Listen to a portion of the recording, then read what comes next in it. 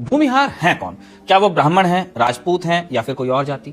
ये एक ऐसा सवाल है जो दशकों से बिहार और पूर्वी उत्तर प्रदेश की सियासत और समाज में गूंजता रहा है। इसी एक सवाल ने बड़ी बड़ी बहसें खड़ी की और कई बार सामाजिक तनाव भी पैदा किया। जब इस सवाल का जवाब ढूंढने की कोशिश की जाती है तो भूमिहार समाज से जुड़ा इतिहास और उनके नेता एक ही दावा पेश करते हैं कि वो अयाचक ब्राह्मण हैं। अब अयाचक परंपरा क्या है? इस दावे को समझने के लिए स्वामी सहजानंद सरस्वती अपनी किताब ब्रह्मर्षि वंश विस्तार में ब्राह्मणों के 6 कर्मों का जिक्र करते हैं, षट कर्म।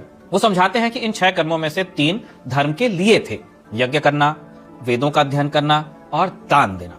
अब जो बाकी 3 कर्म थे, यज्ञ करवाना, वेद पढ़ाना और दान लेना, प्रतिग्रह, ये सिर्फ जीविका यानी पेट पालने के साधन थे, परिवार को पालने के। भूमिहारों की पहचान इसी दूसरे हिस्से को त्यागने से जुड़ी है। उन्होंने दान और दक्षिणा पर जीने के बजाय जमीन और किसानी को अपनी जीविका बनाया। मान्यता है कि भगवान विष्णु के 6ठे अवतार परशुराम ने क्षत्रिय राजाओं को हराया और उनकी जमीन अपने ब्राह्मण अनुयायियों को सौंप दी ताकि वो उसकी रक्षा कर सकें और उस पर खेती करके अपना जीवन वो चला लें। इस मान्यता ने उन्हें एक जिम्मेदार योद्धा की पहचान दी।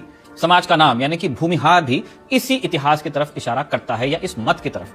अनुराग शर्मा अपनी किताब Brahmins who refuse to beg में समझाते हैं कि ये 2 शब्दों से बना है, भूमि और हार यानी धारण करने वाला या मालक। पुराने जमाने में भूम एक ऐसी खास जमींदारी को कहा जाता था जो अक्सर सैनिक सेवा या किसी इलाके की हिफाजत करने के बदले दी जाती थी। तो जो ब्राह्मण ऐसी जमीनों के मालिक हुए वो भूमिहार ब्राह्मण कहलाए और इसी वजह से फ्रांसिस बुकानन जैसे ब्रिटिश अधिकारियों ने उन्हें मिलिट्री ब्राह्मण्स ये कहा। मेगास्थनीज जैसे यूनानी राजदूत ने भी लिखा कि मगध के कुछ ब्राह्मण जरूरत पड़ने पर हथियार भी उठाते थे और बड़ी बहादुरी से लड़ते भी थे। लेकिन डॉक्टर हरिप्रसाद शास्त्री जैसे इतिहासकारों का मानना था कि मौर्य काल में जब मगध बौद्ध धर्म का बड़ा केंद्र बना तब कई ब्राह्मणों ने बौद्ध धर्म को अपना लिया क्योंकि वो स्टेट रिलीजन की तरह होता जा रहा था।